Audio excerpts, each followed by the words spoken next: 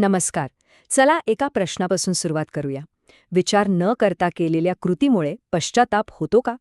हा असा प्रश्न आहे जो आपल्या सगळ्यांना कधी ना कधीतरी नक्कीच पडला असेल. आणि याच प्रश्नाचं उत्तर शोधायला आज आपण एका जुन्या पण खूप महत्वाच्या बोधकेथेकडे वळणार आहोत. पण थांबा एक मिनिट. आपल्याला नेहमी वाटतं ना की प्रत्येक गोष्टीचा शेवट हा गोडच व्हावा. पण खरंच तसं होतं का हो? हाच प्रश्न आजच्या कथेचा खरा गाडा आहे. अगदी बरोबर. कारण ही फक्त एक गोष्ट नाहीये. ही एक प्रकारची चेतावणी आहे, एक धोक्याची सूचना आहे, की कसं एका क्षणाच्या भावनेच्या भरात घेतलेला निर्णय आपलं आयुष्यभरासाठी बदलू शकतो. चला तर मग सुरू करूया आपली गोष्ट. ही गोष्ट आहे एका अगदी साध्या पण अनोख्या कुटुंबाची. एक असं घर जिथे प्रेम आणि विश्वास हेच सगळं काही होतं. तर हे कुटुंब होतं देव शर्मा नावाच्या एका ब्राह्मणाचं. आणि बघा ना गंमत, त्यांच्या घरात एकाच दिवशी दोन आनंदाच्या बातम्या आल्या. एकीकडे त्यांच्या मुलाचा जन्म झाला आणि त्याच दिवशी एका मुंगसानेही पिल्लाला जन्म दिला. आता शर्मांच्या पत्नीने काय केलं माहितीये? त्यांनी ठरवलं की आपण ह्या मुंगसाच्या पिल्लालाही आपल्या मुलासोबतच वाढवूया. आणि मग काय, तो लहान मुलगा आणि ते मुंगसाचं पिल्लू जणू काही सख्खे भाऊच बनले. अगदी जीव होता त्यांचा एकमेकांमध्ये. पण म्हणतात ना, सगळं काही नेहमीच चांगलं राहत नाही.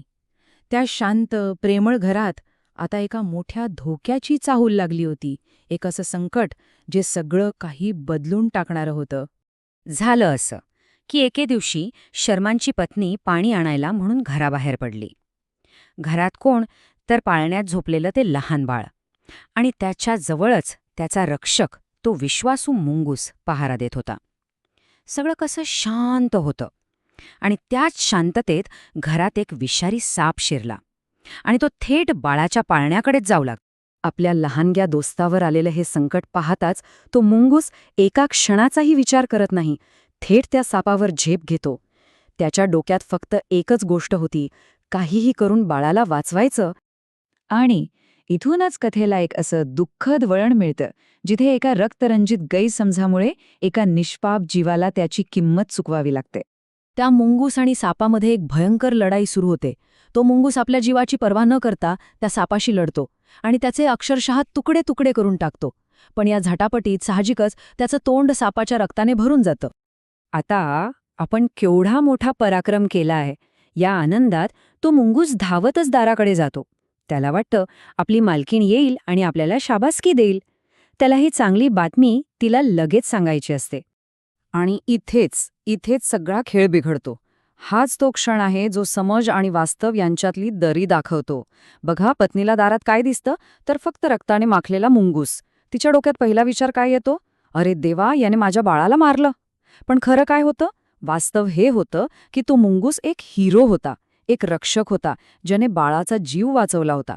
म्हणजे बघा, दृश्य एकच, पण त्याचे अर्थ दोन निघाले आणि यातूनच एका भयंकर गैरसमजाचा जन्म झाला.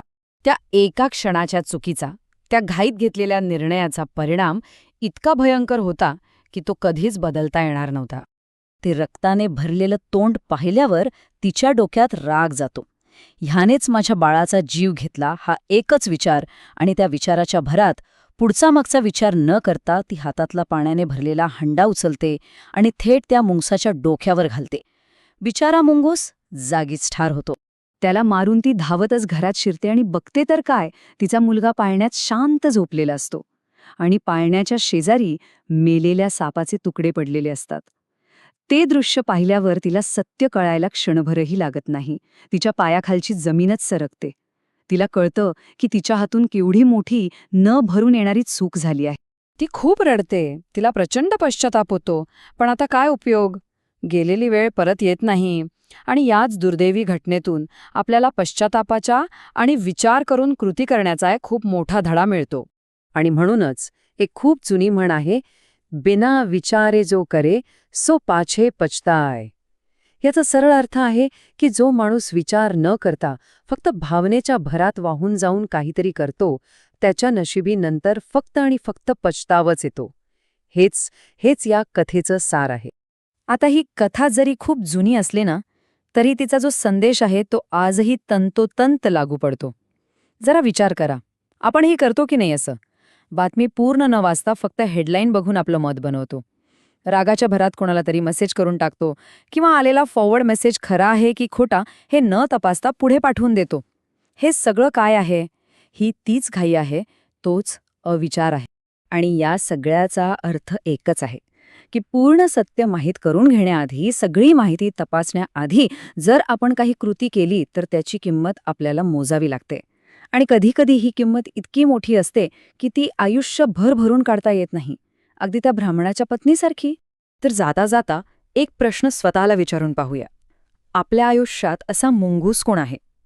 म्हणजे अशी कोणती व्यक्ती किंवा अशी कोणती परिस्थिती आहे जिच्याबद्दल आपण अर्धवट माहितीच्या आधारावर पटकन आपलं मत बनवून टाकतो, ज्याचा आपण सहज गैरसमज करून घेऊ शकतो? यावर विचार करणं खरंच गरजेचं आहे.